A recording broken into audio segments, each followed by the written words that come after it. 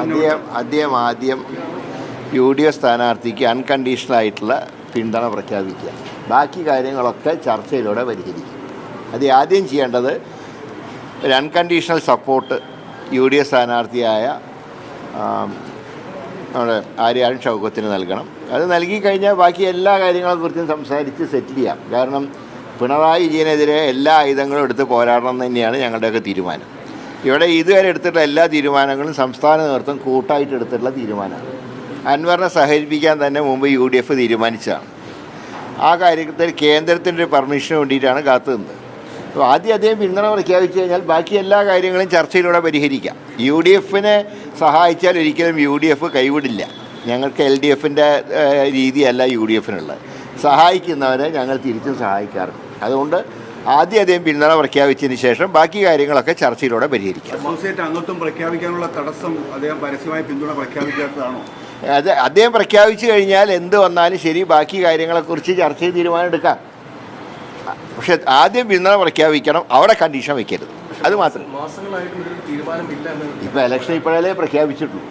അദ്ദേഹം ആദ്യം സ്ഥാനാർത്ഥിയെ പരസ്യമായി വിമർശിക്കുന്നു, CPM-മായി ചർച്ച നടത്തിയ ആളാണെന്ന് പറയുന്നു. ഇപ്പോൾ പേരെടുത്ത് പറയുന്നില്ലെങ്കിലും UDF നേതൃത്വത്തെ ഉന്നമിട്ടുകൊണ്ടുള്ള പ്രസ്താവനകൾ നടത്തുന്നു. ഇതൊക്കെ അല്ല, UDFൽ ചേരാൻ ആഗ്രഹിക്കുന്നവരെങ്ങനെയാണ് UDFനെ കുറ്റം പറഞ്ഞാൽ എങ്ങനെയാണ് UDFൽ ചേരാൻ കഴിയുക?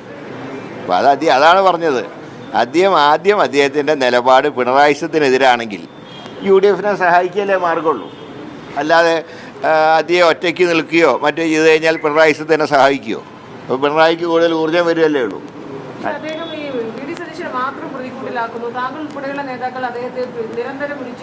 അല്ല, ഞാൻ പറയാം, കേരളത്തിലെ ഈ എടുത്തിട്ടുള്ള തീരുമാനങ്ങളൊക്കെ ഞങ്ങൾ പരസ്പരം ആലോചിച്ചിട്ട് തന്നെയാണ് തീരുമാനമെടുക്കുന്നത്. ആരും ഒറ്റയ്ക്കൊന്നും തീരുമാനം എടുത്തിട്ടില്ല.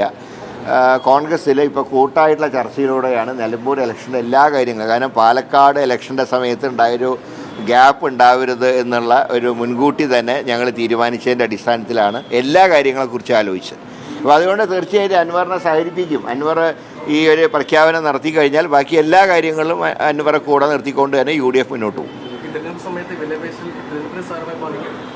തെരഞ്ഞെടുപ്പിൽ എന്തായാലും UDF ജയിക്കും. പക്ഷെ അങ്ങനെയല്ലല്ലോ, പിണറായിക്ക് എതിരായിട്ടുള്ള എല്ലാ ആയുധങ്ങളും പ്രയോഗിക്കണം. അതുകൊണ്ടാണ് ഞങ്ങൾ പറയുന്നത് അദ്ദേഹം പിന്തുണ പ്രഖ്യാപിക്കണം എന്ന് പറയാനുള്ള കാരണം. അല്ല, ഇപ്പം രാഷ്ട്രീയത്തിൽ എല്ലാവരും ഓരോരുത്തർക്കും ഓരോ ശൈലി ഉണ്ടല്ലോ. അതിപ്പോൾ നമുക്ക് ആർക്കെങ്കിലും മാറ്റാൻ പറ്റും.